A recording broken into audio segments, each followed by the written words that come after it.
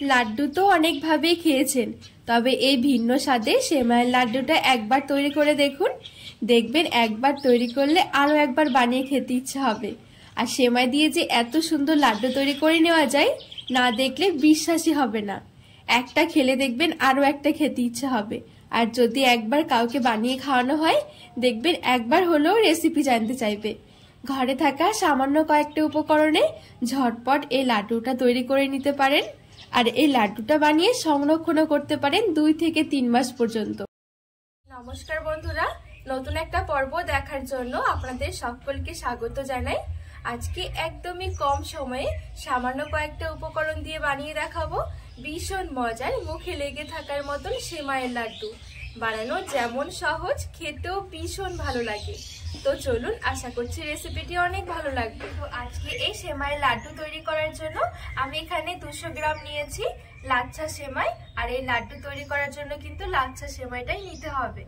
এবারে এই লাচ্ছা সেমাইটা হাত দিয়ে একটু ভালো করে ছোট ছোট করে ভেঙে নেব। যতটা সম্ভব একটু ভালো করে ভেঙে নিতে হবে, একদম ছোট ছোট করে।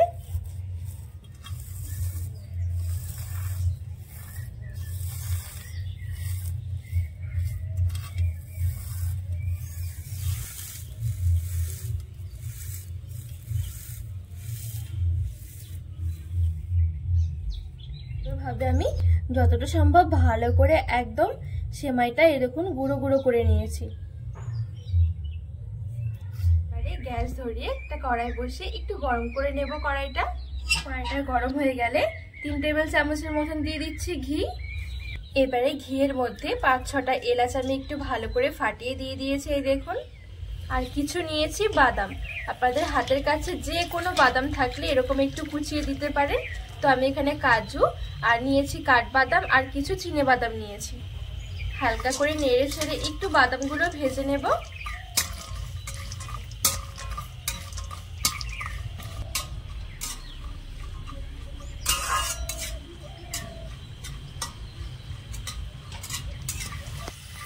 তো এখানে হালকা আঁচে রেখে বাদামগুলো খুব সুন্দরভাবে একটু ভেজে নিয়েছি, খুব বেশি লালচে করব না।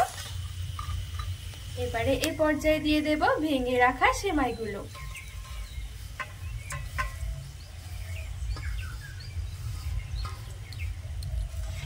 এবারে ভালো করে সেমাইটা একটু ভেজে নেব।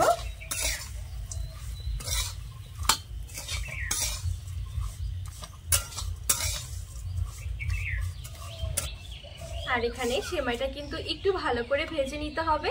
যত ভালো করে ভাজা হবে তত বেশি কিন্তু খেতে ভালো লাগবে লাড্ডুগুলো। আর খুব বেশিক্ষণ কিন্তু ভাজতে সময় লাগবে না, যেহেতু লাচ্ছা সেমাইটা আগে একটু ভাজা থাকে।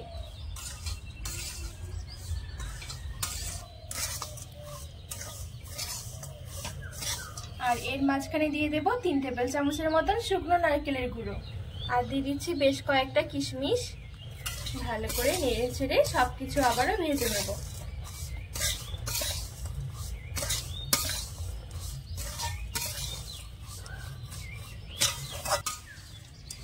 তো সবকিছু আমি আরো 5 থেকে 6 মিনিট সময় নিয়ে একদম হালকা আঁচে ভালো করে ভেজে নিয়েছি।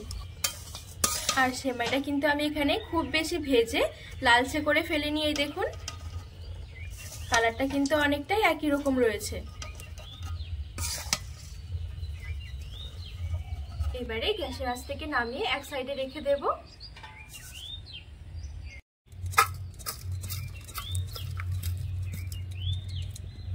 ঠিক এই কড়াইটা গ্যাসের উপরে বসিয়ে দিচ্ছি। এবারে নিয়ে নেব চিনি। আর চিনিটা এখানে যতটা সেমাই হবে ঠিক তার অর্ধেক হবে চিনি। মানে যদি হয় 2 বাটি সেমাই, তাহলে হবে 1 বাটি চিনি। যদি মাপটা বুঝতে অসুবিধা হয় তাহলে সেমাইটা একটু বাটি করে মেপে নেবেন, তাহলে কিন্তু খুব সহজ হয়ে যাবে। তো আমার এখানে 2 বাটি মতন সেমাই ছিল, তো সেই জন্য আমি এই বাটি মেপে 1 বাটি নিয়ে নিচ্ছি চিনি। আর এই বাটি মেপে হাফ বাটি দিয়ে দিচ্ছি জল। 1 বাটি চিনির জন্য হাফ বাটি জল দিতে হবে। এবারে ভালো করে নেড়ে ছেড়ে চিনিটা গলিয়ে একতারের একটা চিনির রস বানিয়ে নেব।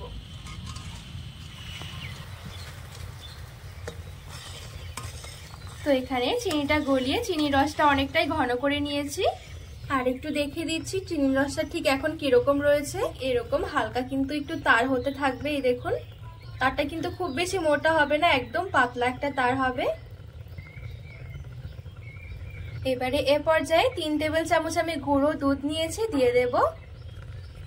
গ্যাসের আঁচটা একদম হালকা রেখে ভালো করে মিশিয়ে নেব।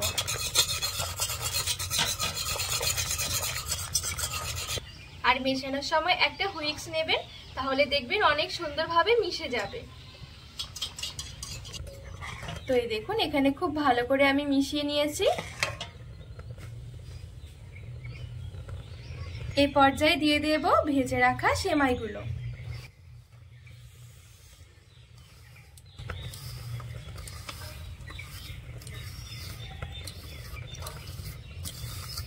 আর আমি এখন কিন্তু গ্যাসের আঁচটা বন্ধ করে দিয়েছি। এইবারে ভালো করে নেড়েচেড়ে মিশিয়ে নেব। আর মেশানোর সময় মনে হবে একটু পাতলা, কিন্তু এটা যত সময় যাবে তত কিন্তু এটা শক্ত হতে থাকবে আর ঝুরঝুরে হয়ে যাবে। তো এখানে খুব ভালোভাবে নেড়েচেড়ে মিশিয়ে নিয়েছি। এবার আমি গ্যাসের আঁচ থেকে নামিয়ে নেব। এবারে গ্যাসের আঁচ থেকে নামিয়ে ভালো করে নাড়াচাড়া করে ঠান্ডা করে নেব। এভাবে দেখবেন নাড়াচাড়া করতে করতে এই দেখুন কতটা ঝুরঝুরে আর শুকনো শুকনো হয়ে গেছে। যত ঠান্ডা হবে তত কিন্তু এরকম শুকনো হয়ে যাবে। এভাবে নেড়েচেড়ে ভালো করে একটু ঠান্ডা করে নেব। যখনই ঠান্ডা হয়ে যাবে হালকা, খুব বেশি ঠান্ডা করলে কিন্তু আবার ছেড়ে ছেড়ে আসবে, হালকা গরম থাকতে থাকতে লাড্ডুগুলো বানিয়ে নিতে হবে। এবারে আমি হাতের মধ্যে কিছুটা নিয়ে দেখুন হালকা হাতে চেপে চেপে লাড্ডুগুলো তৈরি করে নিচ্ছি। আর কত সুন্দর দেখুন লাড্ডুটা রেডি হয়ে গেছে, দেখতেও কতটা সুন্দর লাগছে। তো বাদবাকি সব লাড্ডুগুলো আমি একইভাবে রেডি করে একটা প্লেটের মধ্যে তুলে নিচ্ছি। একদমই অল্প সময়ে কিন্তু ঝটপট এই লাড্ডুগুলো বানিয়ে নিতে পারবেন। তো সবগুলো লাড্ডু রেডি করে আমি একটা প্লেটের মধ্যে সাজিয়ে নিয়েছি। এখন কিন্তু রেডি হয়ে গেল ভীষণ মজার একেবারে ভিন্ন স্বাদের এই সেমাইয়ের লাড্ডু। এত সুন্দর লাড্ডু হবে দেখবেন একটা খেলে আরো একটা খেতে ইচ্ছে হবে। আর এই লাড্ডুগুলো ভালো করে একটু ঠান্ডা করে একটা এয়ারটাইট কন্টেনারের মধ্যে ভরে রাখতে পারেন। 2 থেকে 3 মাস পর্যন্ত কিন্তু রেখে রেখে খেতে পারবেন।